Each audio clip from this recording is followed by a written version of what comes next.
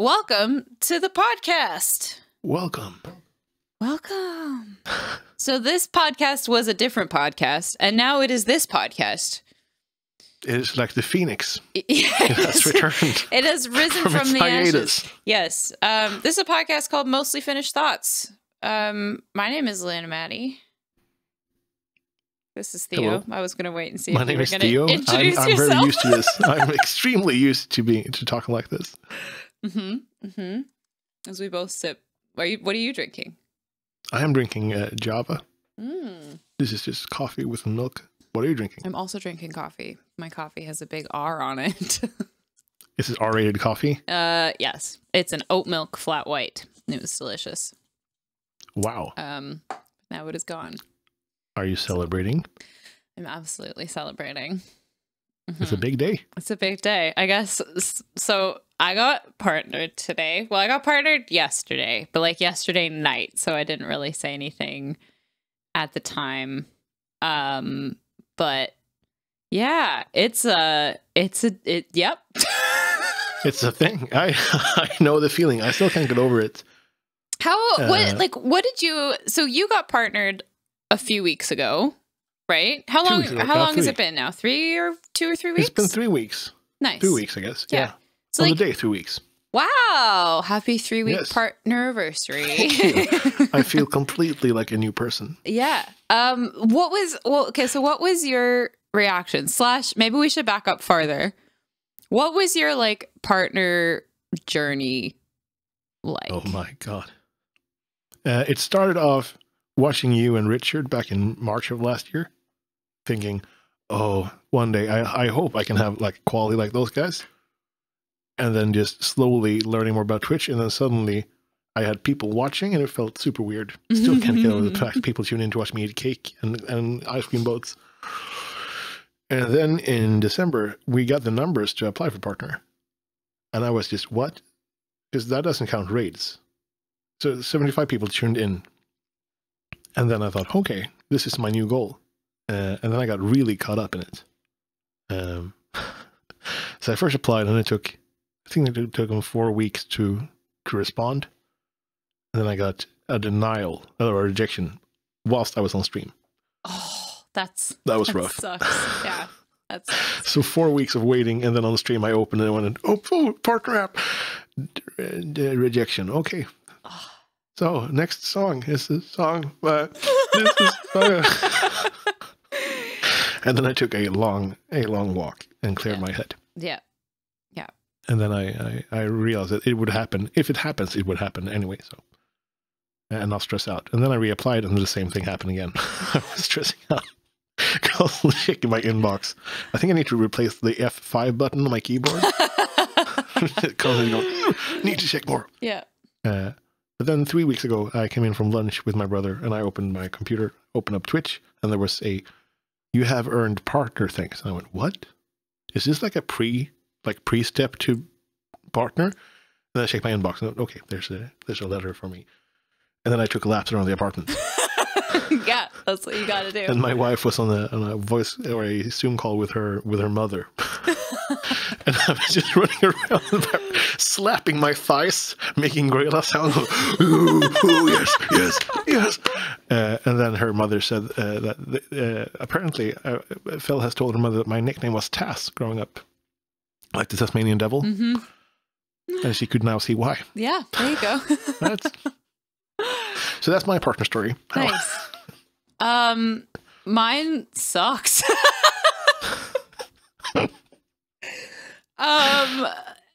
So I started streaming in the summer of 2019. But I didn't really take it seriously until like May of the following year. So like because I was like streaming like kind of regularly, but I wasn't able to like watch streams. I wasn't really participating with the community at all. Like everything was super limited. And then we had our noise complaint in our old apartment, and and that really sucked. And so it was like, you know what, like I want to take streaming seriously, but I had to like change all of my time. So like all of the people that were my regulars at the time, they couldn't make my new they shift around. times. Okay. And like that really sucked. But like, anyways, but we moved in April/May of last year. And that was really like, I started like being on Twitch more often because my job was obviously gone because of the pandemic. So I was able to like participate more in the community and like make friends and do collabs and like, yeah. And summer was really good. I almost hit the numbers in September. I thought I was going to hit them at that point. And then I don't know what happened. I know Richard had actually a very similar experience. Him and I were talking a lot at the time that both of our numbers just took a nosedive. Like it was really hard. I'm like, honestly, like, because I was so close to the achievement at the time. And I know he was too. And we both kind of dropped from like 71, 72 out of 75 to like 50 something. And that it sucks, you know, and like there's no way to legitimize it. Like you're not doing anything differently. It just plain sucks. It feels like your worth, what you thought was growing and then feeling better about yourself, and then when that plummets, and you go, okay, I guess I'm not that hot anymore. Yeah, exactly. And I'm not the new thing. And so like in September, I was like, oh, I'm like, I think it's not out of the question that I'm going to get partnered by Christmas. Because it was like 4 months away. And then I didn't have it by then. And we hit the achievement beginning of January. And I'm like, okay, I want to get it by my birthday. Oh. And I got rejected the first time because they said I didn't have enough stream days. My Oppa had passed away. So I had taken a week off. And so like, that's fine. I'm like, okay, fine, technicality. And then I got rejected 3 more times. After that, I would like wait and then reapply, and then they got back to me quite quickly. Like it was always within like 3 or 4 days that they would respond. No 4 weeks. No 4 weeks. I don't know how you did that. I was stressed out for like the few days. A lot of Haagen-Dazs got me through that. Yeah, I bet. And then finally this time it went through. And like if I'm being quite honest, I don't know what I would have done if it hadn't gone through. Because every box is checked, you know, like I've improved over the last 4 months. Like my subscriptions are up, my follows are up, my average is up, like everything is right. It's weird. It would have been baffling. When you don't know the metrics that they're going for or why you're getting denied. You want to keep is it your channel under observation? Yeah. Yeah, they're going to just watch and make sure that your growth is sustainable. It's like my growth, if you look at my charts, is just the steadiest incline. Like there's never been like a big dip. I've never been follow botted. Like it's just been like this really nice, like gradual. It's like I've always been consistent. I am nothing if not consistent. I had my first follow bot the other week. Did you really? But Pine Branch, the wonderful man, we had run dry drills of this. Or he said, if that happens, the only thing you need to do is turn off the alert box, and he'll take care of everything else. Amazing. And then they just stopped because nothing happened in chat. Yeah. So I only got like 300 before they stopped. 300 is still a lot. Holy crap. It's an influx. Yeah. But we used the commander root thing. And Pine Branch, like the Twitch mods, I would be like a newborn calf, just stumbling around. Wouldn't we all? There's so many things where I've grown like accustomed to that they sort out. When I started this, I said, I'll be self-sufficient. I will not rely on the mods. I need to be able to do things myself. And now every time I go, Bucky or Pine or Erica, could you fix this? Yep. And I feel like a toddler. But I started like, I don't know, like when I started, I didn't know anything about anything. Like I didn't know where you got mods or how to mod people. I didn't know how to raid. Like I hadn't watched anyone else do music on Twitch. Like I literally started because I was going to play games or like my partner was going to play games. And then it was like, oh, well, let's just try and do music. And so like I had never watched another music streamer. I had no idea how to do anything. Wow. Yeah. And so I had some really lovely people right at the very beginning, just kind of like be like, it's a come here, come and learn. We will make this come better. and like, and obviously like since then, you know, after I got started and like started getting introduced to other music streamers and like watching other people, I started to like learn from those and like figure stuff out. And now obviously things are together, but I think like I was shocked I got partnered. I was just so ready to just get rejected forever. Like really, like you get 5 rejections and you're just like, what's a 6th? Like I don't know. You don't like. Let's make it an 7. Yeah, like maybe it'll be lucky number 7. I don't know. Like you're just like I'm like shocked about it, but I'm also a little bit grateful that I didn't get it the first couple of times that I applied, because I think that, you know, since then I've left my job. I'm doing music full time. I've committed. I kept waiting for a sign, you know, I kept waiting to be like, oh, maybe I'll get my partnership and that'll be the sign that I'm doing something right. And then I'll do this and then I'll do this. And it's like, no, like just do it. So like I did those things. I'm like practicing more. I'm constantly working on making things better. I've moved my setup around a little bit. I've adjusted my camera, you know, like trying to. You've done stuff in your room over the past year. I watched you. Yes. And my God. Yeah. I mean that in the best possible way. No. I'm impressed by your tenacity and your will to and thrive to do things better. Yeah, and like, but I'm so grateful to have been pushed in that direction, if that makes sense. Like I think if I'd gotten it too soon, back to the wall. Yeah, if I'd gotten it too soon, I wouldn't have pushed myself to do those things, and now I'm happier to have done them. And I guess you gotta get a greater appreciation for it when it finally happens. Like I'm super thrilled about this whole thing. Yeah. How this all came about. I still can't believe I'm a part of this. It's only been a year, but it's only been a year, and so much has happened in my life. Yeah, and like, so like, what you should talk about I know a bit about your story. I don't know who's listening to this podcast, but you were a professional musician before. Yes, starting. I played music professionally. Yes, I've been doing that since I was 20. I've been doing it off and on, trying to sustain myself with like full-time musician, and for the last 4 years, I've been doing it full time. So me and a friend built a business venture in another town here in Sweden, and where I played music. So I'd play 2 gigs per day, 5 days a week, over the course of 5 months, and do like the brunt of my work there. And so, then COVID hit. I said, "Oh, okay." So, and we're outdoors, and this is like a packed thing. There was no idea, or no chance of doing that. And then a friend DM'd me on Steam and said, all these quarantine concerts, when are you going to do one? Like, because it was blowing up on Facebook, people doing, and I thought that wouldn't be a good idea, but that seems very saturated, and there's no business model around it. Yeah. There's no way to grow. There's no discoverability. Yeah. And I'd been on Twitch since 2014, watching game streams. Mm-hmm. And then I thought, perhaps I'll go and buy a webcam, and I bought the last one. Oh, nice. This one. What's the last one? Oh, I had that one too. That was mine as well. The little Razer Keo thing. Yeah. Yep. So I bought that, and then I set it up, and then I had my first stream the day after. Yeah.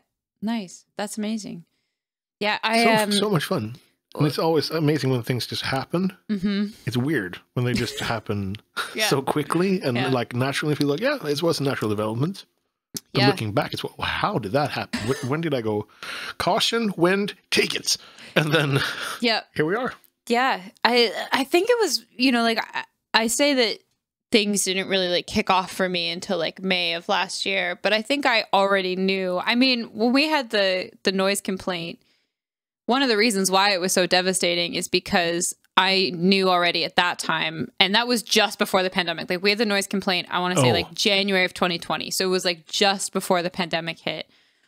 But I already knew at that time that like Twitch was something that I wanted to take seriously. And it was something that I really, really loved and I really wanted to keep doing. And so when we got the complaint from the neighbor, and it was kind of like, oh my God, like we have to move. But it was very much this mentality of like, well, I need to find a place where I can play music and that I can. Do you live in a house or an apartment now? We're in an apartment, but we're in the top floor. in the corner unit. So it's great. My office doesn't share walls with anybody else. Like, this is our hallway to my right. Behind me is our bedroom. And then it's windows on the other two walls. So I'm like nicely isolated off in this corner. That sounds perfect. Yeah. Then there's no one above us. And like, we've never heard from our person below us, like, knock on wood, but like, we never hear them either. So I don't think, I don't think they can hear, but like, we got so lucky finding this place so early in the pandemic, and like getting to move here was just such a massive, massive blessing. But like, yeah, it's funny to look back and think, like, we got married in 2019 and I wasn't streaming yet at that time. And so it's so funny to like look at those photos and look at all of that stuff that was happening and then be like, my life is about to change. Like, I just got married and I thought that was going to be the life-changing event. That would be the high point of it. Like, it was amazing. I'm very happy to be married, but like, it's like, that event was amazing, but we were already living together. We already had place together. Like, we'd been living together for like 6-7 years already at the time. So it was like, you know, the wedding was just the cherry on top. Whereas like, yeah, my life changed completely when I started streaming. Also, same. Yeah. It's weird trying to describe it to people outside of Twitch. Yes. Who've never been to a stream or tried, like, because my mother has been watching a lot. Mm-hmm. This was also streamed primarily for her because she was in quarantine. Mm-hmm. She couldn't meet anyone. And so I thought I usually play songs when I was at her house. And just the other day she said, I finally understand what you and your brother have been talking about since you were teens, about meeting people on the internet and getting to know them through text, because she knows a lot of my viewers now. Yeah. And she knows how they'll respond to things. And she feels like she knows them in person. And this is only one-sided text from them. Yeah. That is quite amazing. That is very amazing. And she's 71. Wow. Yeah, both of my parents have figured out Twitch. And my mom in particular, like, she was on it like pretty quickly. She figured it out pretty fast. But as soon as she figured it out, her brother is like a huge music fan. Like, he lives and breathes music. And so she went to him and she's like, Ron, you got to get on Twitch. Like, it's so amazing. Like, not just to watch Alanna, but these other, like, I know you're missing live music. Like, you got to check it out. And he just won't. And my mom is so frustrated because he thinks he won't be able to figure it out. Like, he's like stuck behind this. She's like, I'm the oldest. Oh. Like, my mom is 60 this year. And she's like, if I can do it, like, you can do it. Like, this, you know, she gets so mad now because she had to figure it all out. And so every time someone's like, oh, like, I don't know if I could do it, she's like, oh. Well, there's a little bit of a speed bump, I guess, going onto the platform as a new viewer. It doesn't really embrace you with open arms going, hello, this is Twitch music. It's just, why are these game things popping up and what is this? But yes, and I love seeing people come in where they're like, so we're going to go raid someone. What's a raid? Mm-hmm. And you have to explain to the viewers, like, we're going to raid. And the community is usually super good at that. Just explain what raid is. Yeah. Yeah. Such a good way of just building a platform also for new viewers. Yeah. And making those relationships with new streamers as well. Yeah. Yeah. It's a really good system. I mean, like, I don't know if you've had talks with people about, you know, if there could ever be a competitor for Twitch for the music community. I know that people have kind of like hypothesized about it in the past, but I don't think there will be, because there's a built-in audience and infrastructure already here. Yeah. That to have to then convince everyone to move over to this other thing, I just don't see it happening. I had a question from a viewer about this concerning, because I asked him if potentially I would be on a podcast, what should I ask? And one viewer asked, why did you decide on Twitch instead of Facebook? Why did you decide on Twitch instead of Facebook? First of all, I think it's the DMCA Act. You're allowed to play covers on Twitch. On Facebook, you would get your account banned. Wow. Same thing on YouTube. You could get a copyright strike if you played someone else's material live. Yeah. And then they would delete your videos. So that would be a huge bummer.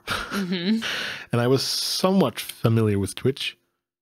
And now, like, the discoverability, there's none on Facebook. There is no way for people to find your live stream. There's no way to browse. And there's no way for, like, bringing your people. And also, I don't think there's any way to become, like, a member. I know YouTube now has memberships. Yeah. But not on Twitch. That's kind of how I felt about Instagram. Like, at the beginning of COVID, at least here, like, so many musician friends that I have were, like, on Instagram doing live streams, and like they'd invited me to come on their shows every once in a while, but it's like it just doesn't make sense. Like, it doesn't make sense for me to do a live stream on Instagram because I'm only streaming to my followers, and like exactly what you said, there's no discoverability. Like, no one can just happen to come across my live stream. That's not how it works. And I feel that they feel very much like one-offs. Yeah. Like the things I've seen on Facebook, like the quarantine concerts. It's more like one concert where you try to make people pay you on PayPal. Not shilling, but like, hello, I am now at the wit's end. I'm doing this, and I fully respect people doing that. Yeah. But like, Twitch is to, like, I stream 5 days a week, and being able to have that sense of job, just as a musician, having steady work or whatever. Playing songs and having people involved who like your music, it's mind-boggling. It is. It's people show up before you go live. There's people in the chat waiting for you to play them songs that they've heard for a while. Yeah, it's the best feeling ever. It is. It is the best feeling. Sorry, continue. I'm in a very grateful mood today. I'm so happy. Me you too. got partners. I woke up to the news from Waffles. He went, "You have to check my VOD." What in the VOD? And then, but just check Alanna's page. What? And then I did a little dance here. It's like I'm so happy. Like I found out last night. I found out while I was teaching a voice lesson last night. I got the email and we had like 15 minutes left of the voice lesson, and I'm like, oh my god. And like, luckily, like I do lessons via Patreon, so like they were someone that like is on Twitch, knows me. They were familiar with it. Okay. So they're like, oh my god, you got it. Like they just happened to be the first person to find out just by proxy. And I'm like, okay, we can do this. We can calm down. We can do this. And I like put my phone down and I'm like vibrating. It's fine. Yeah, everything's fine. Okay, let's continue with this warm up. Yeah, we can do this. And then we got through like some 5 more minutes. Exercises, perhaps.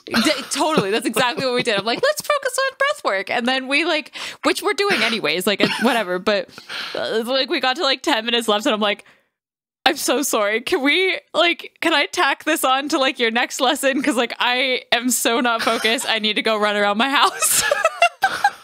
And so we literally just like, she's like, yeah, please, like go. Like, congratulations. Like, this is so exciting. I can't even imagine. And I'm like, okay. And I just like ran to the kitchen, and like my partner's making dinner, and I'm just like, I got it. And it like took him a second to be like, holy shit. And he's just like, it's over. I guess even for becoming partner for your partner is very good. Yes. Jesus. Phil was also when I got part going, finally. Yes. we can have a normal life without you shaking your, what are you doing, honey? No, just scroll in my inbox. They might send messages at 5 a.m. That's cool. Yeah. We don't have to talk about it anymore. We don't have to hypothesize about it anymore. It's just, it's done. But yeah, I'm just Sorry. How tired did you get of people asking you how it was going? I know that people meant well, and like when people sent messages of reassurance, which is like the kindest and most wonderful thing people did, but people going, "Oh, I'm sure you're gonna get this time. Your numbers are looking great, and you're doing such great content," and you have all the self doubt, and you go, "I thought so as well, but apparently." Yeah, 100%. I think like when people would ask me like how it was going, it wasn't so bad, but it was the people that would come in and say like, why aren't you partner? And I'm like, I don't know. Thanks, dude. Why like as though and I know they mean it. I know they mean well. I know they're saying in the most positive way. Yeah, they're trying to say like, oh, like, you know, you deserve it. And like, why don't you have more viewers? Oh, that's the worst. That is the worst question. That also springs from like them trying to, or like a good place, but it becomes so weird. I was getting that on YouTube for years. Is like people like would comment, why don't you have more followers? Why don't you why does this video not have more views? It's amazing. And it's just like, I know you're trying to be confident or like not be complimentary. Yes. Yeah. But like that just puts it on us as the creators, you know, when you come in and say that stuff. It's like, I don't know. I don't have the answer. I'm just making stuff. Like if you think it deserves more views, if you think I deserve more views, then go like tell your friends, I guess. Like, yeah, I don't know. this is a wonderful person I found on YouTube. Yeah. But it's also like, is it called obituary? Like the amount of success that you believe someone should have. It's super weird. We live in a very inflated, where like the numbers. Yes. 100,000 views on a video. It's not a lot on YouTube. Though. It used to be. It used to be a whole lot when you had 100 views, but 100,000. But now it's like, how many followers do you need to be able to feel I'm good? Yeah, and it's interesting. I've been thinking about it too because this the scale on Twitch is just very different than the scale on YouTube. And so I have some friends that I went to college with, and they're quite successful YouTubers. Like it's their full-time job. I think they've got like 1.5 million subscribers, maybe more at this point, probably more at this time. Like they're doing well for themselves. This is the Hogwarts you were talking about yesterday. What? The School of Magic. Oh. Where you learned all your wizarding. Yes. I'm like, what are you talking about, Hogwarts? Yes. Sorry. Yes. We went to film school together. Hogwarts. And cool. Yep, good. And so they've been very successful. And I always feel a little funny sharing like my Twitch success, which is success, with the same group of people that are watching these other girls' success on YouTube, because their numbers are so much larger. Whereas like I know that in the scope of Twitch, and specifically in the scope of Twitch music, that I'm doing quite well. But I can see that from a YouTube perspective. You don't have any more followers than that? Yeah, like celebrating 7,000 followers is freaking massive for me. Like that's incredible. A big deal. But they're like, 50,000 followers, no biggie. And it's like, thank you so much for the views. But I guess, you know, like this major difference between, I've talked a lot to my friends about this as well. The difference between like YouTube and Twitch, most of the people who come into your channel who are following you hit that follow button whilst you were live. Yeah. I don't think a lot of them come from like shout outs, but like people being active in your channel that one moment where you have the time to snag them. And that's like, instead of, okay, so this person uploads clips and I can watch this whenever I want. Yeah, it's a different can't believe experience. Like 7,000. That's a whole lot of people. It's a lot of people. 7,000 individual people. 5,000 is a lot of people. 3,000 is a lot of people. Like that's 1,000. I remember 1,000 individuals that had lives. Yeah, they had. Going. Okay, there's all these things I can do on the internet. I will hit follow here. This is what I want to see more. Yeah. When you played live, what would you say was like your average size of your crowds that you were playing for? Or like what was the scale? Like was it smaller like ones, between a 50 and 100 per gig. So not that big. Large enough so you can still banter, or small enough so you can still banter, and that's what I really love about Twitch. It feels like the same way where you have those good nights as a bar musician where you riff with people and you sing songs and you include them in the songs. Yeah. That happens like every day on Twitch. Wonderful. Yeah. Sorry, that was not your question. I mean, that was kind of my question. Like, okay, cool. Because like for me, like I was not a gigging musician before Twitch. I played shows, but I wasn't like. I had a residency for a little while a couple years ago at a local bar, and then that fizzled out when the owners changed, and like. I would play shows, but the shows were always like one-offs. Like it was like Alanna Matty is playing this show at this venue for like a release show or something like that. And for a release, like it would be somewhere between 50 and 100. Were you primarily playing covers, by the way? Or no, were you playing originals. Original music. Yeah. Okay, only originals for my shows for the most part. Like for the residency, I played a lot of covers, but for like my shows, it was always originals. But like if I played like a small bar, there'd be like 30, 40 people there. And like that would pack the bar because the bar is small. But like it's crazier for me when I look at the concurrence on Twitch and say like there's 100 people here. Yes. That's a lot.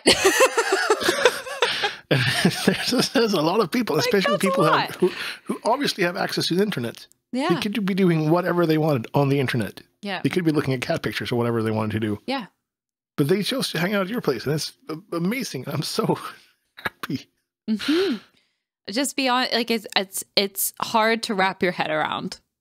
It's, yeah. It feels like most of this is happening to someone. For the things that are happening to me, I can't really grasp it's happening to me.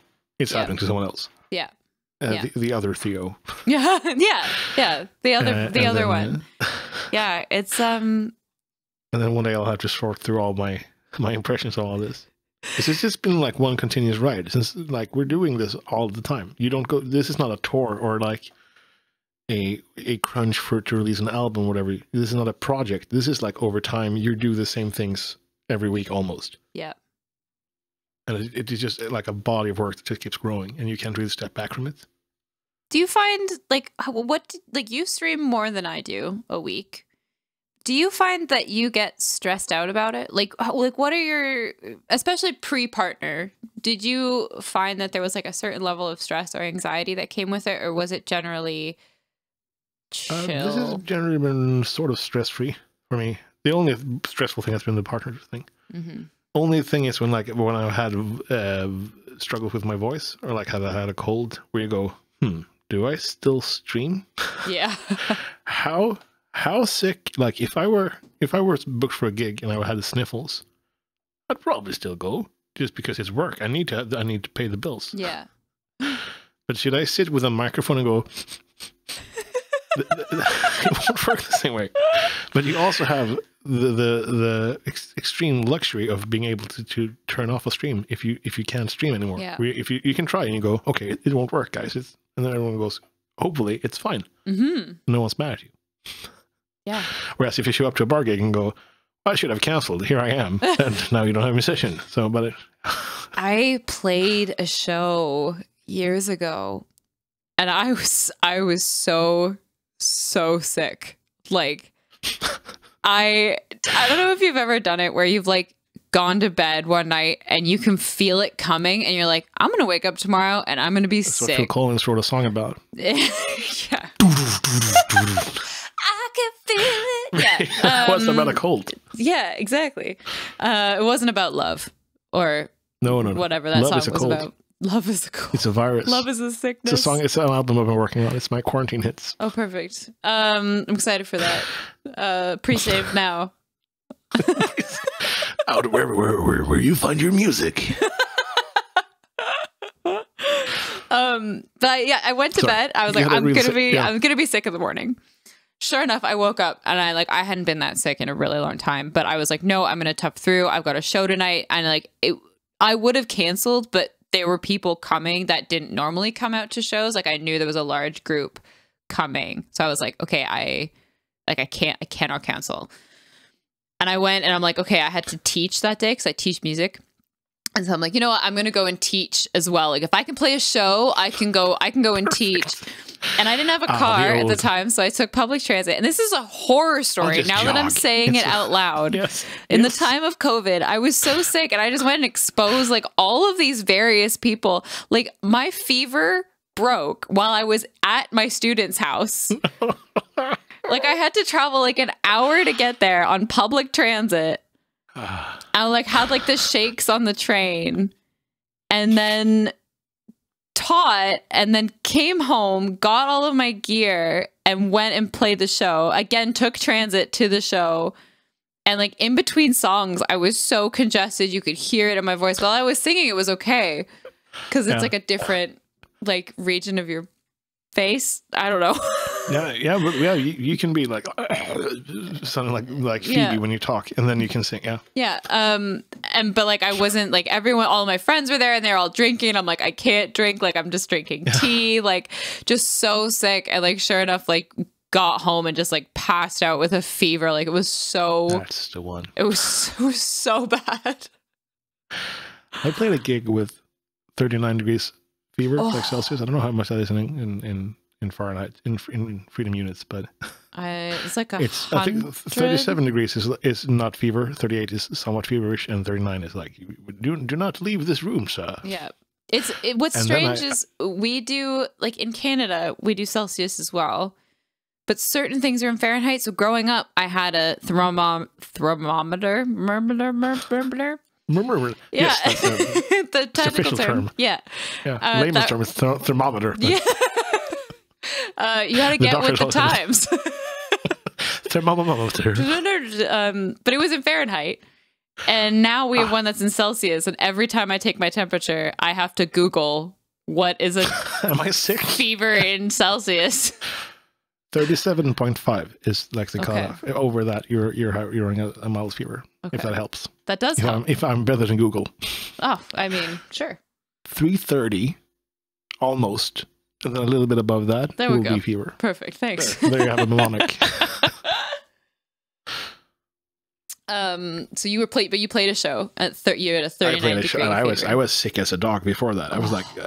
But people were expecting me to come in and play, and I had a lot of friends in the audience. I thought, okay, I'll do this. And I remember going home and I had whiskeys, plural. Because someone said, if you're sick, this is what you'll need. Yeah. And I was 23 at the moment, and I thought, okay, of course. Yeah, I think I might have been around the same age. You, sir, seem to live behind this bar. You should probably know. And then I had some whiskey, and then I remember falling asleep that night and being like this was in June. I was so cold. So God. 4 blankets. Yeah. And then I woke up sweaty, threw everything off. And then that repeated 5 times that night. And I woke up and felt perfect. Oh, I don't believe you at all. I guess whiskey works, but it was terrible. So don't do it. Yeah, sounds horrible. It's been weird, like not like you've been sick this year because you took time off. Yeah. I have not been sick since COVID started. Wow. I know. It's the longest I've ever gone, incredible. I think. Yeah, it's because I don't see anyone ever at any time. We don't see other people either. I don't know how we got sick. I have no idea. But I did learn that I have allergies, which I didn't know. Is this first like your yeast allergy? Is that? No, that I knew already. But I have a pollen allergy, like tree pollen, and I had no idea until all of a sudden it was COVID times, and I'm like, I can't be sick because I'm not seeing anyone. And then I'm like, it's spring. Ding, ding, it's spring, as they say. I realized if the window was open, then I would wake up in the morning with a runny nose. And if the window was closed, I did not. And I'm like, I might have allergies then as well. This is news to me. Okay, cool. I need to check this out because every time we sleep with the window open, I wake up with a... Yeah. Okay. Yeah. Cool. Do some science. Do some experiments. See what happens. It's so weird that you get allergic to pollen. Yeah. Like biologically, why would you be affected by tree semen? I have no idea. At what point in evolution did it happen? Yep. Oh, seems to be a lot of birch here. God. Move on. I like.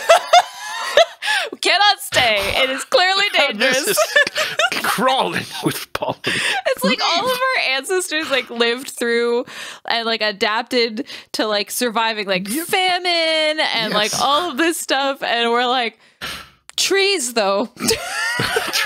They're everywhere. They have pollen. No, I don't know what the accent is. It's the old accent. They are. This is how they spoke in the days of yore. Trees. No, we cannot stay here. Not with the trees. No dilly darling. Onwards. Less trees. To the desert. There's no one allergic to sand that I know of.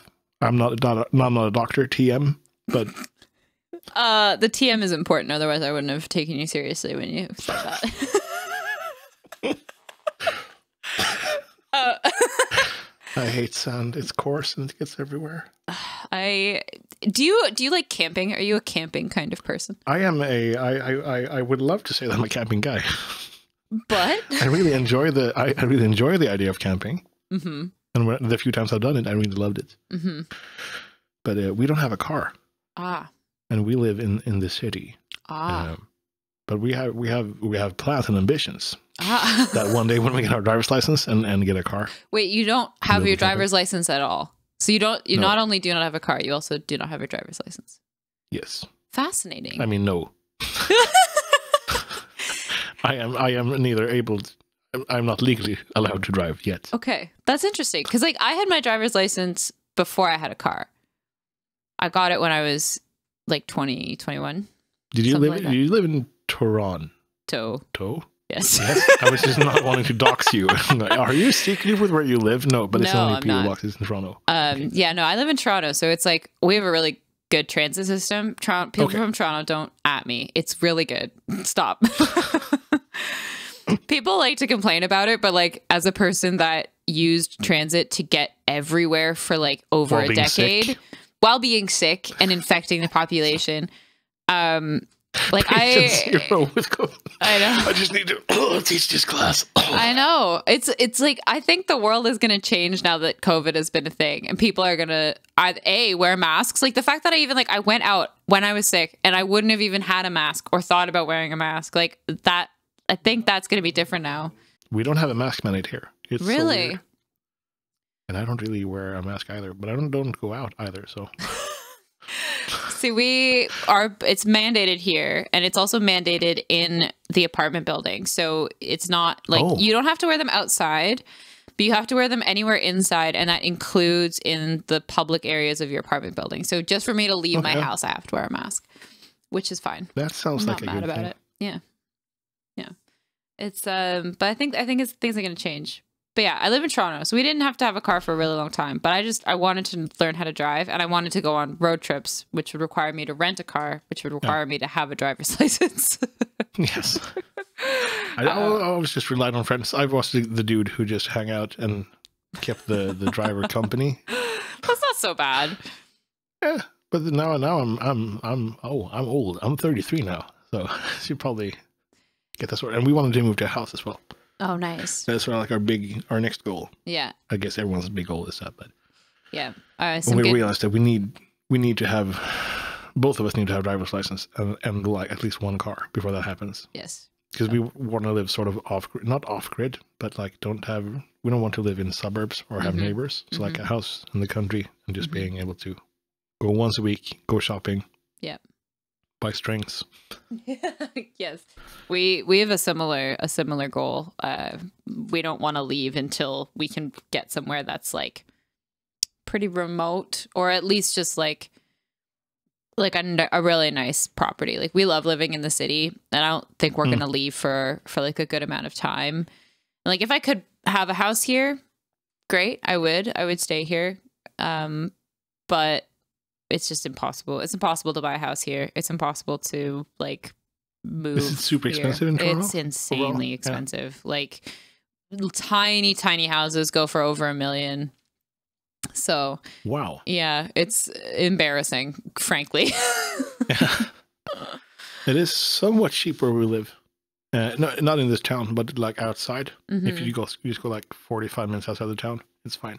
Yeah, it used to be like that here, and now it's not. Our friends were lucky enough to be able to find a place just recently, and we're really happy for them because now we can just live vicariously through them. Okay, and then you can come hang out. Yeah, exactly. They have a backyard and trees. They'll be able to see the stars. Like very exciting. All these wonderful things. Yeah. How big is the place where you live, your town/city? I think we're a small population. I think we're just 400,000. Nice. And we're the third biggest city in Sweden. So we live in Malmo, and then the second place is Gothenburg, where I had the business venture. And then Stockholm is number 1. Yeah. The Stockholm, I think, has like 1.8 million citizens. How large is Toronto? I want to say 2.5 million. That is large. But that might be wrong. But it's not the capital of Canada, because that's Ottawa, right? That is correct. Cool, that's a pun in Swedish. 2.93 million as of 2017. So I'm going to say it's weird how you keep track. I mean, I keep track, but like how one keeps track of how many people live in certain cities. Why? It used to be such a thing. I don't know. It's a I won't even try to say that word. I don't even know what you were trying to say. Let's leave it at that. Okay. The big book that you open and then it holds information about things. Encyclopedia? And There we go. There we go. Thank you. You're welcome. I wish there was a way to copy paste like someone else's speech. Just put it in your voice. Yeah. Yeah. And go, "Whoa." But no. No, I won't even. Okay, cool. That's a good word. It's in Swedish as well. Encyklopedi heter det på svenska. But now you can't. Now I spoke Swedish. But it was so close to. It's so close. Yep. Encyclopedia. Encyclopedia. There you go. There we go. Yeah. Now I'm cooking with gas. Yeah. Now let's just edit out everything before that sentence.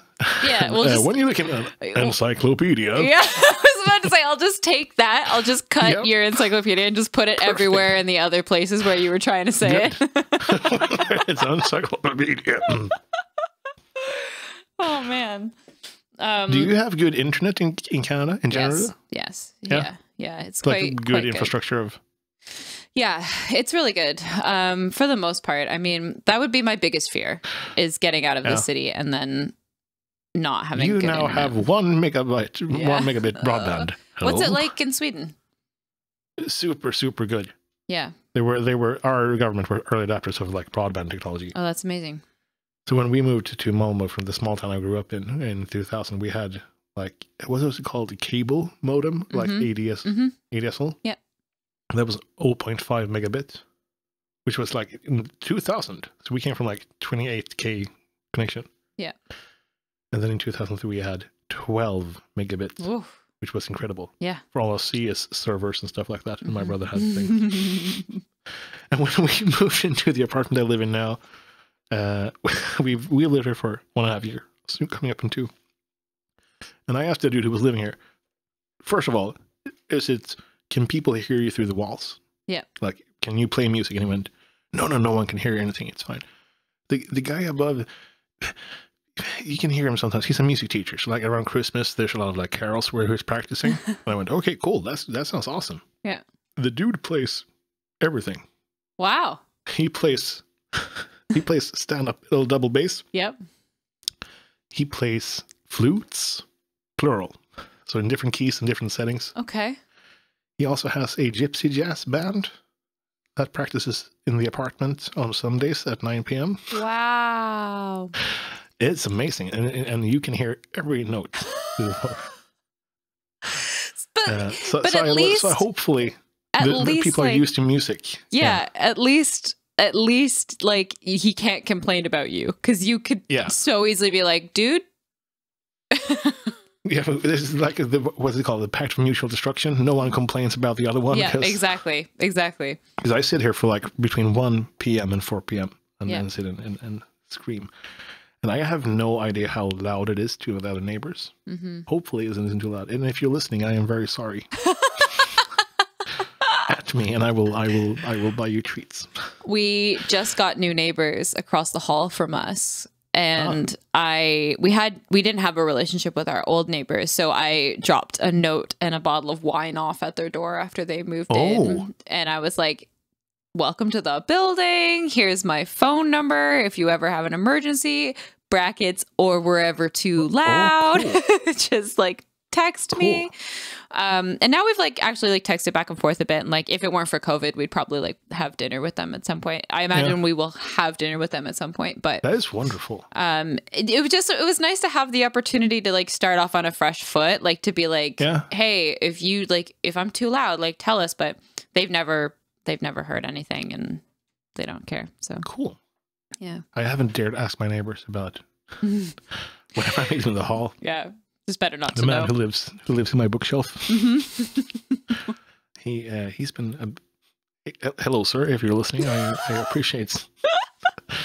But he's been looking at me the same way since he moved in. So there's no difference in his attitude towards me. Well, there you go. You're just really closely judging his like eye contact with you. If you like one day he's just gonna look at you really deep in the eyes and not say anything and then walk away, and you'll know that he knows. But I forgot to say about the apartment that when we asked about the house and we asked like the internet, is it good? And the guy who lived in went, no, it's terrible. You can only use like modem, like cellular modem. I went, what? Because this is like a communally owned. The city owns the apartment building. Mm-hmm. They usually invest like in proper Ethernet. Yeah. And the guy went, no, you have like 7 providers of internet that you can choose from. I can have up to 1 gigabit here for like $50 a month. Wow. That's really good. With a VPN. Yeah. Amazing. Sweden. Yeah, Sweden. Were you always an internet person? In what way? You feel very much like an internet person who is tech savvy and... Okay. I'm like, I don't know what that means. Well, I mean, you're not an opponent to the internet. No. Were you an early adapter? Yeah. Adopter? I think so, but I think primarily because of my parents. They were pretty quick to get in with getting a computer, like in the early days. And like I was already, using computers as a kid. Even before we had the internet, I had like CD games and stuff like that. And so I was using the computer a lot when I was growing up. And then once we could get internet at home, we did. So we also had the dial-up modem, and don't use the phone. Yeah. Oh my gosh, we for a while, and I still can't really explain this one, when we had Wi-Fi, so like this is like years down the line, but my mom still had a fax machine, and if she got a fax, the Wi-Fi would cut out. What? How?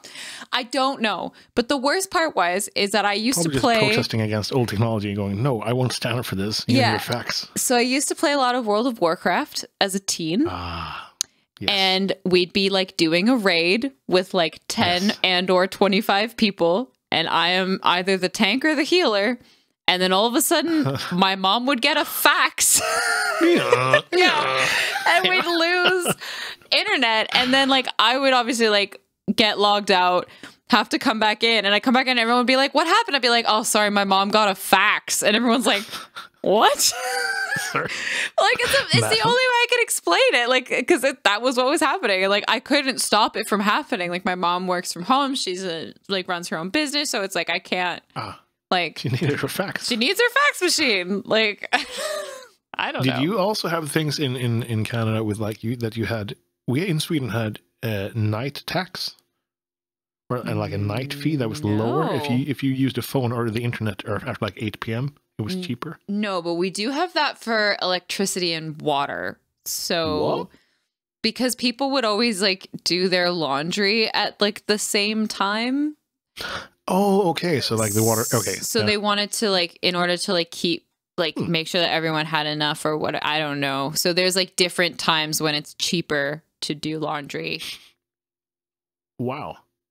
I have no idea. Just having to keep track of that. I don't think I ever paid attention to it. I think I knew it was a thing, but it was never something that it wasn't significant enough. It wasn't like, oh, you're going to pay an extra $50 to do your laundry at 2 p.m. instead of 5 or something. But there is a difference for like when you use your utilities through the day. And electricity as well? I believe so. Huh? But I don't know if that's as much of a thing anymore, but it was for a while. There's a company now in Sweden not giving away, but they let you use electricity for 1 hour for free, which is like, okay, do I get to choose which hour? Yeah. So I turn on everything in the apartment. It's just 3 until 4. You just have to charge every device in your house in that 1 hour. I have my Bitcoin mining farm work that hour. Yeah, exactly. You just have a timer on your phone. And it's like, okay, Phil, we gotta go. We gotta get all of our stuff. Just plug it in. Yeah. And the whole apartment becomes a power bank. Like you just have like one extension cord and like all these power bars with everything ready to go, and you're just like sitting like counting down for like the time. 5, 4.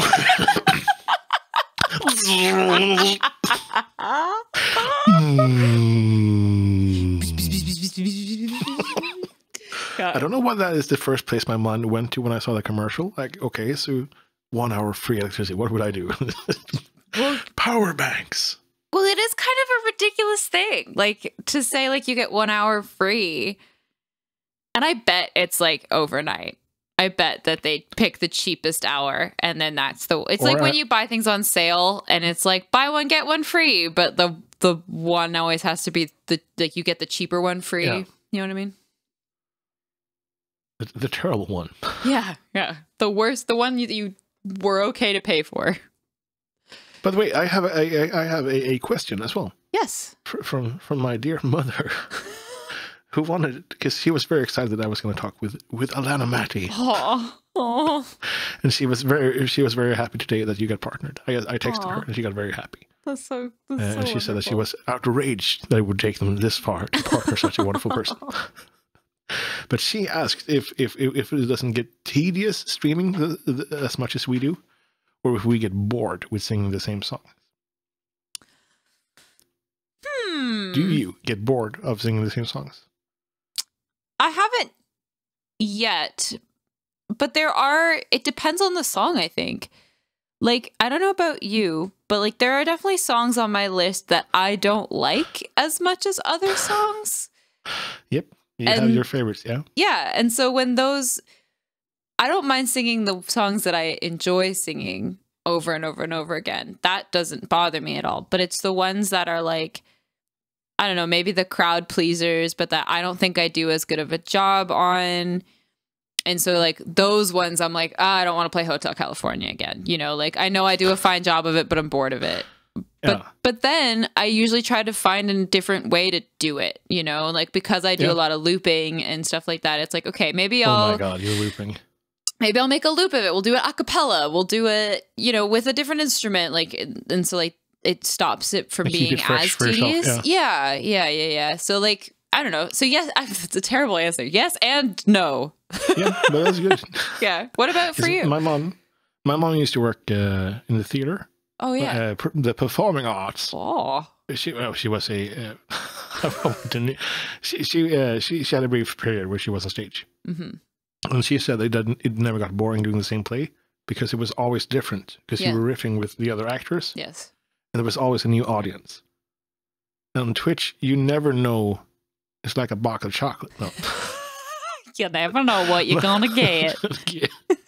But there's always like something new happening. I've been joking a lot that we always write the script beforehand, and thank you guys so much for a wonderful script today. Because we all knew that this was going to happen, that I was going to do this stupid thing. But it always keeps it fresh. Yeah. If it was like a vacuum where you perform the same song for yourself, you'd go mad. But when you like have the streamer song, people add to the queue in different ways in this. Yeah. And you never know what people are going to talk about. You never know what's going to happen. Or the reaction. Someone might have a wonderful day or a terrible memory to a song, and they start talking about that, and that like shifts. Yeah, exactly. Oh, I'm going to sneeze. Oh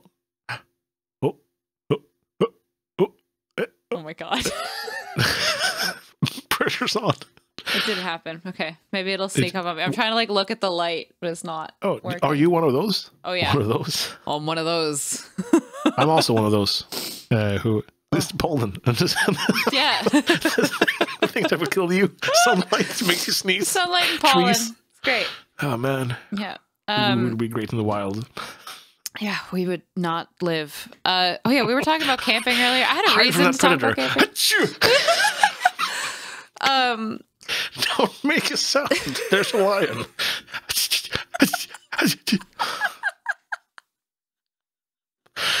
Oh, no. Sorry. Oh, no, it's good. Oh, stupid sneeze. Yeah, I think that's right. Like, we don't know what's going to happen. We don't know what we're going to play or like how things are going to go or like who's going to come by. And I think that doing an Instagram live or doing a Facebook live where you do like the one-off concert and you can't interact with the chat and you're very alone. I think that would get really tiring. I think I would get really sick of doing that same thing over and over and over again. But like to have the interaction with people makes a massive difference. The real connections and then having the wild cards in chat like our dear Waffle Man. There's never a safe bet when he's around. No. Because you say something pretty innocuous and he'll do something about it. Oh yeah. It's wonderful. Oh yeah. When we were talking about mods earlier and like yesterday when I found out about Partner, I didn't know how to tell people. I didn't know who to tell first and how to tell others. I wanted to surprise people. Like one of my one of my mods, like one of my most active mods, like good friend, Carl, like he's been dealing with me talking about this for a really long time. Like him and I work together quite closely to try like to come up with growth strategies and new like tactics and stuff, like for music in general, not just for Twitch, but like just for like content. And so like he's been dealing with me for a long time. So I was like, I don't want to tell him. I want him to just find out on his own. Just, I don't know, it just felt like a dick move kind of, but like also I wanted it to be a surprise. Like I wanted it to just kind of happen and have him find out. But he's also been someone that's like kept me really sane throughout everything. And he's a big proponent of like partner doesn't matter.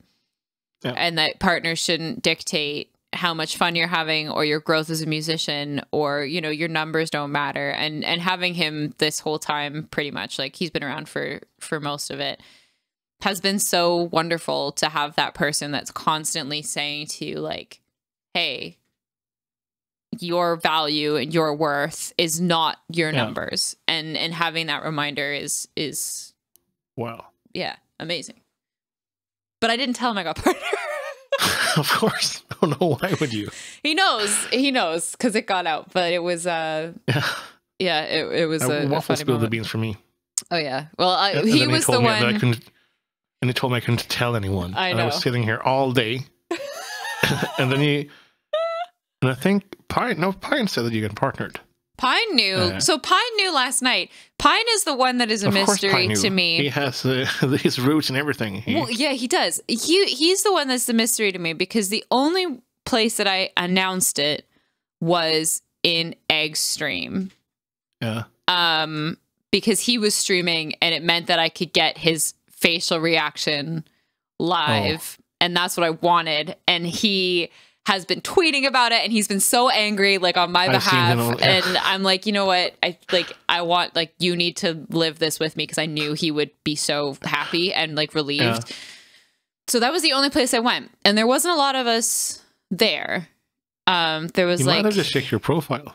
So Pine said he did just check my profile. He said a little birdie tweeted at my window and I went to check your profile, but I uploaded emotes. And so I thought maybe he saw that I had more emotes all of a sudden. Man. My name starts with A, so I'm at the top of the list, right? So it's like, yeah, but he DM'd me and he's like, oh my God, congratulations. And I'm like, where? I don't know. I think I was the first music streamer he modded for. And then Bucky came along as well and modded, and then Saint Sin as well. Yeah. You see them all over the community. It's not your mods. You also see them like at the rest of the community and being just awesome. Yeah. Yeah. And it's just, I feel so, as I've said before, grateful about this whole community. And seeing your own community members in different streams being awesome and friendly, and just not being that in your channel. Mm-hmm. It's just not a charade that people put up for you. It's just that they're wonderful people. Yeah. And I find, so like El Duderino for me is like my longest running mod. And it's like flattering that he still wants to be here and that he still shows up and helps. And like he helped me so much this whole time. He's been here this whole time. And like, yeah, there's viewers that have been around since the very beginning, but to have a mod that, you know, helped you get started and has stuck with you and watched you change and grow and have good times and bad times and still want to be there for you. That's incredible. It's just incredible. And that to me blows my mind more than any follower number. You know, having those people that are so invested in you that, you know, they want to stick around and continue to help you. There's a thing that either Eric, Saint Sin, or Bucky does. Whenever I start a stream, we always have warming up in the song list. Mm-hmm. And I don't put that in. So I'll start OBS and and do my vocal exercise and stuff before. And then I'll see like the song list moving on my other screen.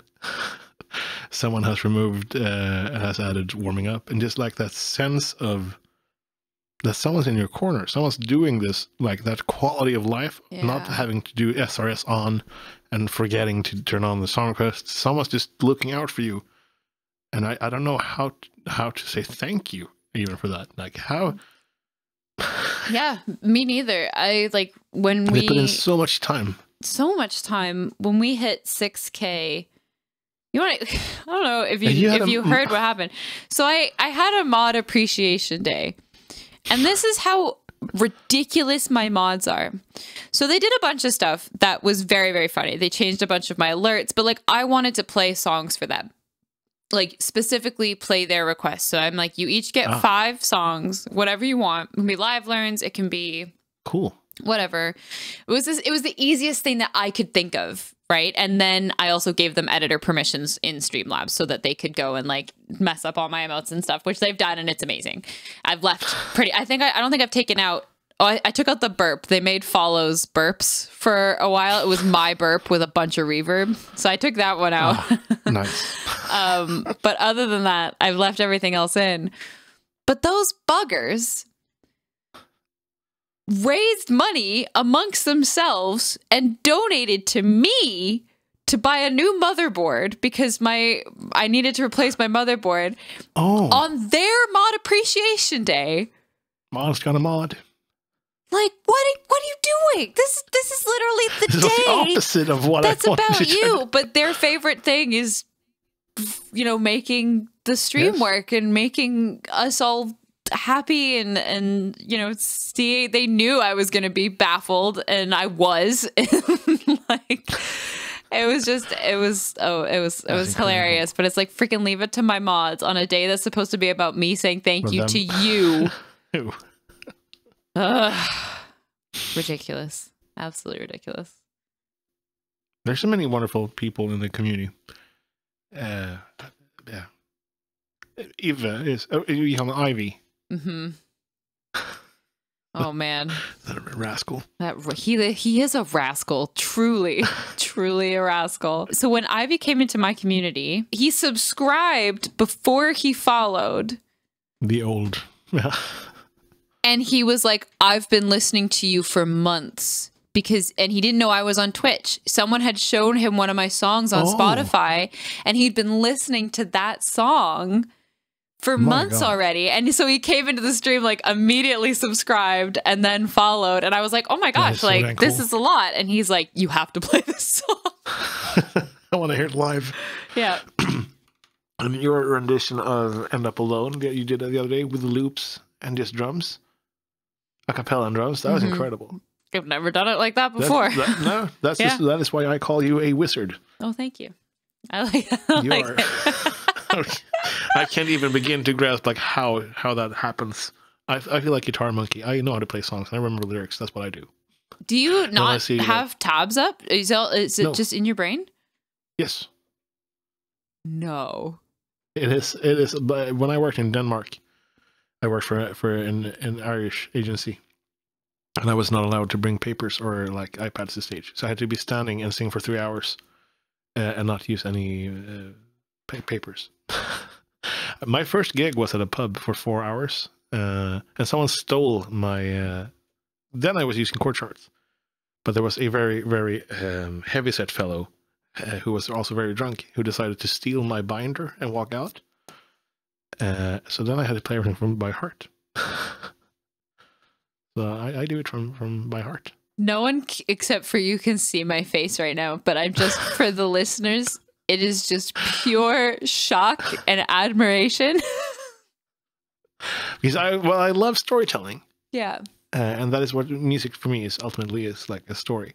And some songs are super easy to remember. Like the band played Waltzing Matilda. It's a 6-minute long telling of how the Australians went to Turkey for the First World War and how they got slaughtered at Sulaby, and then how they had to retreat home.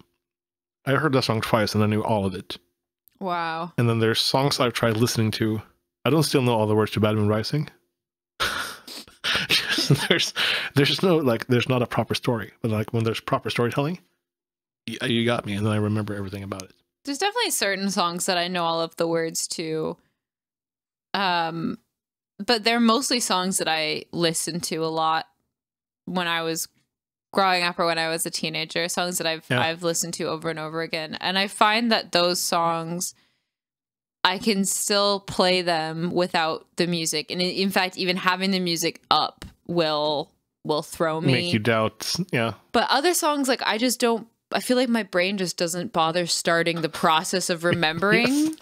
There's like a Teflon state where it goes, nope, Yeah. not gonna stick to this. Well, yeah, because it's like I know the lyrics are there for me, so I've never had to remember them because they're always going to be there when I need them.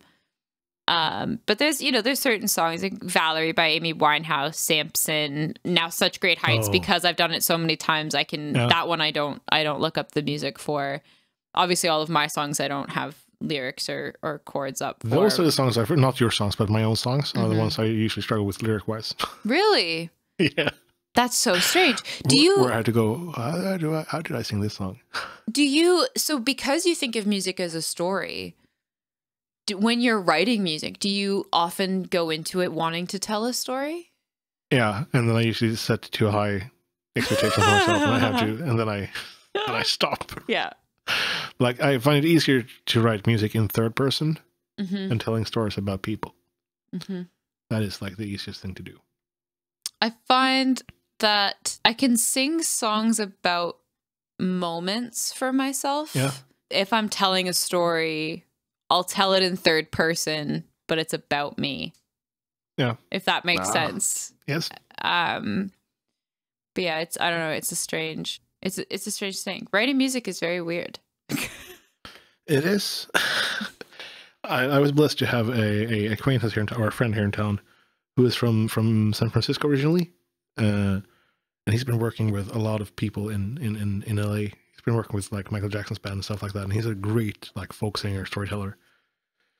And we were drunk one night sitting in a local pub and talking about music, and he went, "So Theo, how's your writing coming along?" I went, "It's so and so."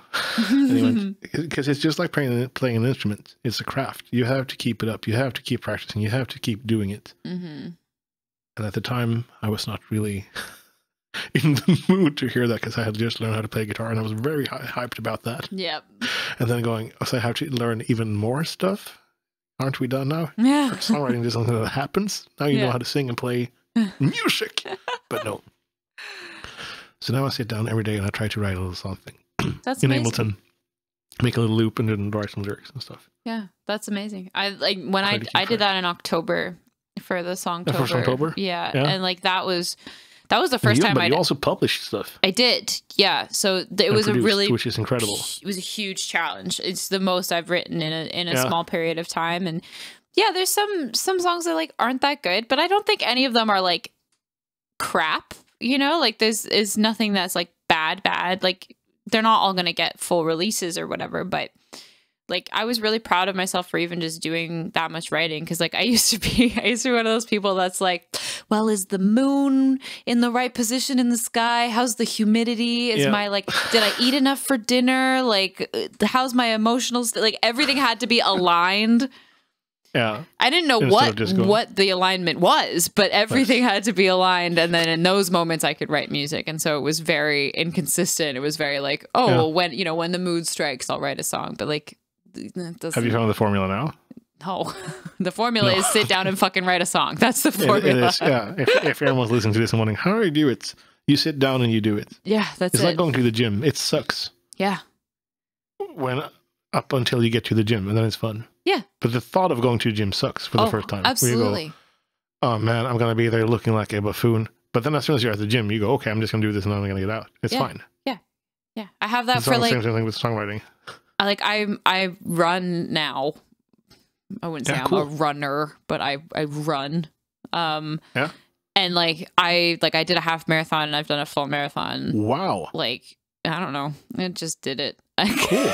I don't know. But it's the hardest part is getting out the door. Like when you're in bed at 5 in the morning and you're like, I know I have to get out. Should I stay here, have a cup of coffee, browse Twitter, or should I go out in the cold? And exactly. But as soon as you're out, it's great. Amazing. And it's a lovely time. And like I would run with my parents. My parents are really big runners. They've done like ultra marathons and stuff.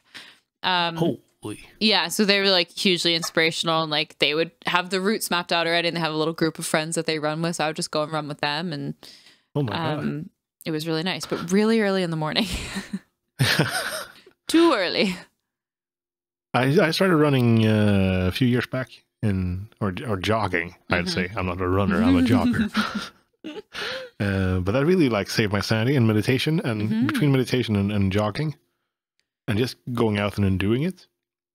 And I did the couch to 5K. Nice. It's like interval training. So you go from you run for 30 seconds and then you walk for 2 minutes for the first session, and then it ramps up. Yeah. And last year I did my first 10K, which was incredible. Congratulations. That is amazing. That's such a good milestone. I was an avid smoker before. Yeah, I know. I've been a smoker spent a long since time on a boat smoking and drinking. Yes. So I spent a lot of time smoking before and like after gigs and stuff, but now just trying to run instead. Yeah. And that like how that I've been slacking lately with my running. I'll say, but I'm inspired. I'll go running tomorrow. There you go. I was going to go running today, and then I kicked a coffee table. So now I'm not doing that. Now you're going to celebrate. How much are you going to drink tonight? Oh, a good amount. Between a metric shit ton and a... Yeah, probably a good amount. I do find that... So I've done like 3 celebration-y streams. Yeah. I want to say, so I did maybe 2. I did my 1 year last summer. We did like a subathon, and I really thought I was going to end up drinking a lot. And it was like an 8-hour stream.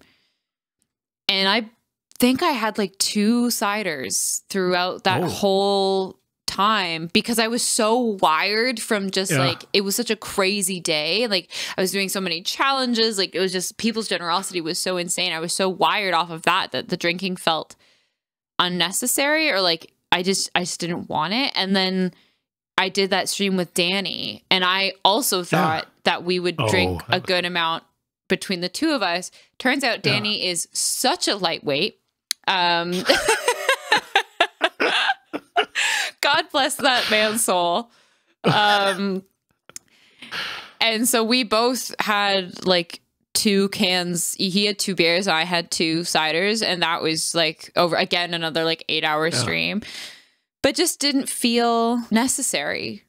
Kind of like it just like felt, it reached a point of being like, I'm so hyped up on just the adrenaline of what's going on that the drinking felt extra. But like that being said, I'll probably bust out some whiskey tonight and sit and have. What's have the whiskey nice of choice? I don't know what we have currently. Do you have a favorite one? I'm a bourbon girl. Bourbon, okay. I do like bourbon. We have it's called Woodford Reserve. I don't know if you've ever heard of that one. I don't know where it's from. Reserve sounds delicious. I mean, it sounds fancy. I like it though. It's very smooth. There's another one called Writer's Tears. It's a whiskey. I'm very fond of that as well. I don't know what we have currently. I am married to a woman who is the female version of Ron Swanson from Parks and Rec. Amazing. She loves Lagavulin and Lafroy. Oh, nice. And it smells like someone's tarring a boat inside our house every time she has a whiskey night. Oh, so that's her spa nights. It's like... It's so peaty. Yeah. I can't get into it. And I know that it's like the best, but it's not my favorite thing. She bought me a bottle of Glenmorangie for nice. For Saturday. Yeah. That is my favorite. That is like whenever we're at the bar and I really treat myself, I have a glass of that. Yeah. And now I have a bottle, which I was drinking on my party celebration. Yeah. And then Fel said, should I take the bottle? Yeah, sure. Yeah, probably. Okay. Probably time. Yeah. Yeah. Tonight's Prosecco, that's weird things. We're going to do like a half celebration tonight. And then we're going to do like a proper party next week, just so that I have some time to like get some balloons and do some like nice stuff and feel ready for the people. Feel ready for it. Whereas like tonight's gonna be a very like emotional, probably emotional. Yeah, tonight's gonna be like, it's our first stream as a partner. It's our first like, it'll be exciting. Yeah. Wow. Yeah. And like, I don't know Are what you? to do. I was like, initially I was like gonna just stream and be like, totally normal Friday stream, nothing to see Well, here. that's- But now people kind of know. regular. So like, I feel like the surprise is gone. But it's still whatever you do, we will be there to support you, Thank you. and people will be super happy. Yeah. It's I been. know I'm happy. It's just been. like, that's how the song goes, right? That he just yells. It's been.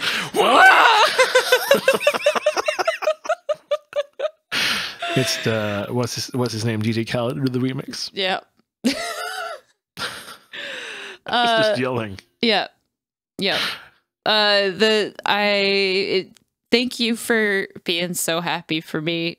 Like it sounds so dumb when I say it out loud, but like that's been the craziest part of like last night and today is just like I'm so happy, but seeing all of the people that are also just like so genuinely happy is like, oh, like it's just, People generally are rooting for you and appreciating you, and so happy that you finally get the recognition that you deserve. which is crazy. At least a part of the recognition that you deserve. Encyclopedia. Yeah, There we there go. you go. Perfect. You got there. But getting at least like you've done so much for the community, like your Thanks. collabs and everything, and like that is we have that as a command in our channel. Whenever someone asks, I'm thinking about starting to stream on Twitch. Cool! Exclamation point! Quick! That's the Alanna Matty command. It's crazy. That guide. Which is amazing. And like I was talking to someone the other day who was like, oh yeah, I was like trying to fix something. And so I looked up a YouTube video and there was your face. And I was like, yep. Yeah, that's me. Like I don't know, it's so strange. So strange. I remember like the first time I ran into you on Twitch was in Richard's stream. Yeah. With Mickey Hay when you were trying to solve Richard's audio issues, because I know that Mickey is a sound technician. Oh my and you were also- God. I forgot about that day. And then Mickey was like arguing with me, but I was Yes. right. And I was just Yes. like, and like he messaged me later and he's like, I'm so sorry. Like, I feel like I came off kind of rude. And I'm like, I'm used to it. Like, it's totally okay. I know he didn't mean it in like he was trying to help and I was also trying to help. And so it was a bit of a clash of heads for a moment. Was that when he got his new audio interface? I believe so, yeah. Yeah. And the mic as well. Like he'd gotten a bunch of new stuff all at the same time, and it was all giving him hell. I haven't touched my audio interface in June was the last time I touched any of the knobs. Yeah, I try not to. It's been okay. This works. This works. So I'm just gonna leave it. I won't even look at it. Yeah. I find I'll like tweak my mix every once in a while because like I run everything through Ableton, and so like sometimes I'll be like, okay, maybe I'll listen to a stream. By the way, do you watch your streams back ever? No, me neither. No, I do. hate I it. sometimes watch clips, and I have that existential dread when I see that something's been posted in the clip channel, and you go, okay, so I know I've done stupid shit today. What did they clip? And when you're live for 3 to 4 hours, you do a lot of things, and you say a lot of things that you perhaps weren't meaning to say. Yep. But it's usually a lot worse in your head than it actually was. Yeah. I find that it's like, I don't worry so much about like the stupid shit that I say. It's more like when people are like, oh, this like bit of music was so amazing.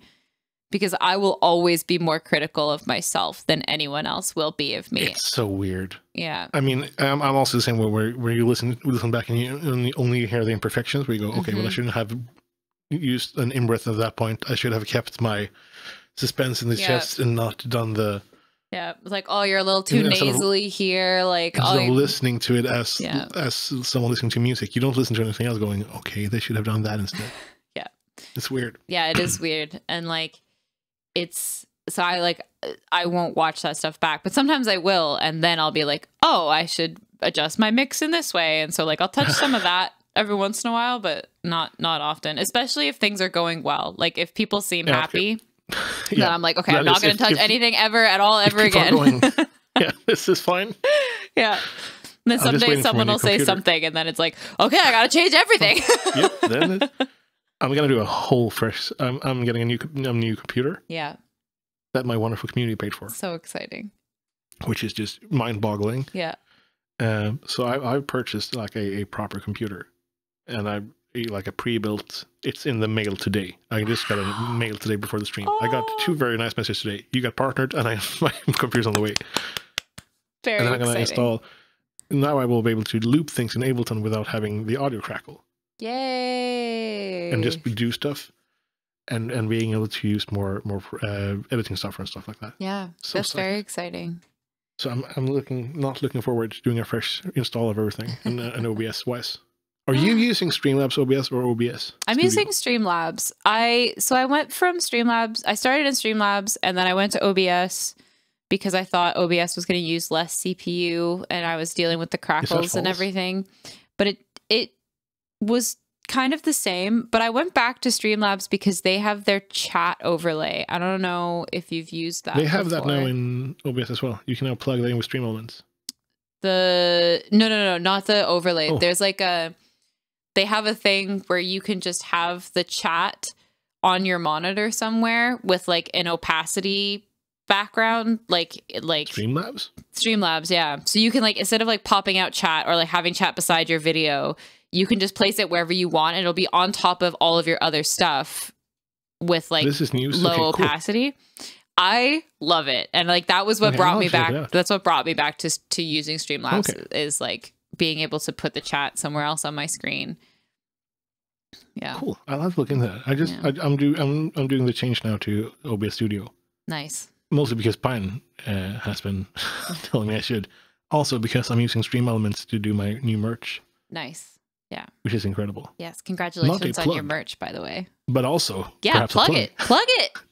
I'm so used to this. Stream Elements, the store. But it is so cool. And my wife is a graphic. She's not a graphic designer by trade, but she does all my graphics because she's a very kind and patient soul.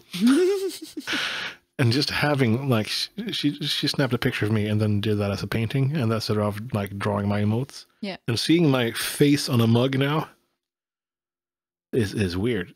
And the whole Gasm thing is something I don't know if I should remove or if I should keep. I think it's great. I like it a lot. It's a really good emote. I have so many emote slots now. I thought I was going to have like a few more, and now I have so many, and I don't know what to do with them all. Like I had, so like, because I thought I was going to get partner before, I have a wonderful girl who does my emotes for me. I like commission them from her. And I like got a bunch of them done over the last like 5-6 months. And so I had a bunch ready to go. And I was like, oh, I'll probably have like 4 or 5 more emote slots. No, I had 17. Yes. So I don't know what the to one. do with the rest of my slots. Like I still have a bunch of them open.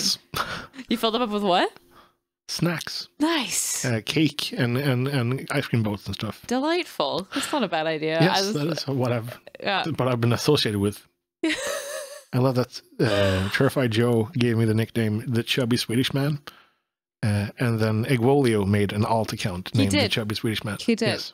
It was a while when he was trying to like help like viewership. He'll like go and drop the Chubby Swedish Man into people's chats like as an alt, and like for a while I had no idea what he was talking about, because he would just say, I'll just make sure the Chubby Swedish Man is there, and I'm like, what don't sir? talk about Theo in that way. It's a wonderful phrase, and because it's been that is one of my favorite like ongoing things, because it's Terrified Joe's wife who has been saying like, oh, are you gonna watch this Chubby Swedish Man again? I'm gonna leave the house. And it's been like an ongoing thing, and then I think he had to remove some subs or whatever, and he was happy to inform me that I made the cut. And as his wife said, there are others who are far worse, which is now my new tagline. Wow. The Chubby Swedish Man.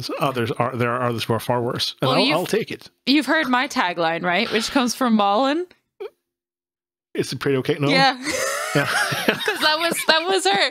She's like, oh yeah, you should totally follow Alanna. Like she's pretty okay. Like she just said it like straight out, and then she like said it. She was like, why did I say it like she's great, she's amazing, but everyone in chat was going off. Pretty okay. It was very, very funny. I love that when you were in Danny's stream. Yeah. Good enough. Yeah. Yeah.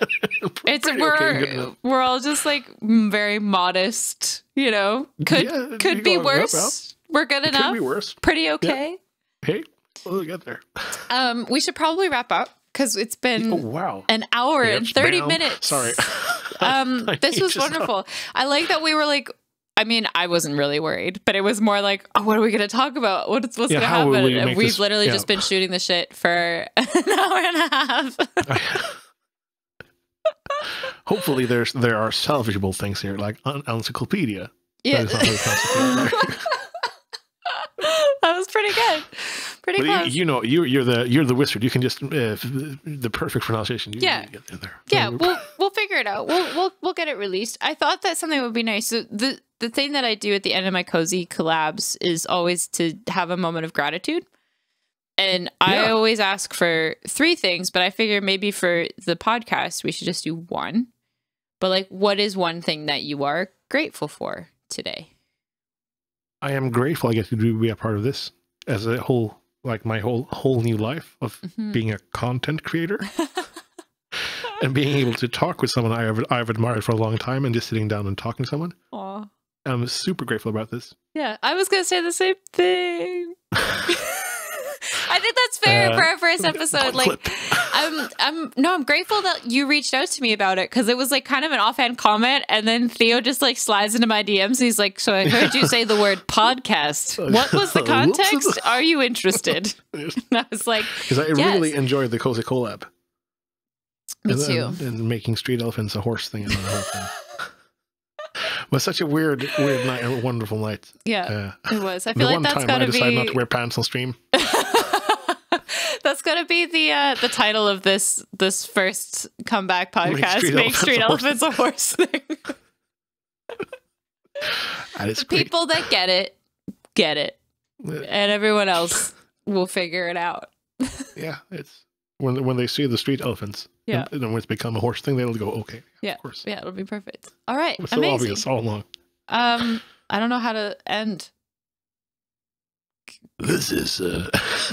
I wish I had more of like Danny Handy the Bambleton. What's his Twitter handle? His. I love Danny. He's incredible. And too. his Twitter handle, Dandy the Hamble. I don't know why Handy Dambleton. Handy Dam. Yeah. Oh, there we go. But Encyclopedia. His Biff Montgomery. I don't know how you end things, but I want to say thank you if you've been listening to all this. Thank you. Yes. And hopefully here's to more stuff to come. Yeah. I'm looking forward to this. And also bringing guests. Yes. That is the plan. And yeah, thank you for listening and for hanging out. And we're going to let us know if you have like questions for us so that we can answer questions. We were going to do that today and then we just ended up chatting. We answered a couple questions.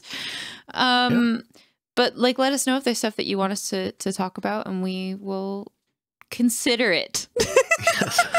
You can add us at social media. What's your handle? Alanna you can tweet at me. I'm at Alanna Matty, or you can send me a message on Instagram, which is at Alanna W Matty, because past me created an account and then forgot how to get into it, and now I can't get it back anymore, so it's too late. So now I have to use my middle name. Alanna Wamadi. Wamadi. Wamadi. Yes. Alanna Wamadi. Yeah, exactly. What are your handles? I'm at Theodor Elfving, or the older elf. If that doesn't help at all in your spelling of that name. But I'm at Theodor Elfving on all social media. Perfect. Well, thank you for chatting with me. I appreciate it. Thank you so much for talking on that. Yeah.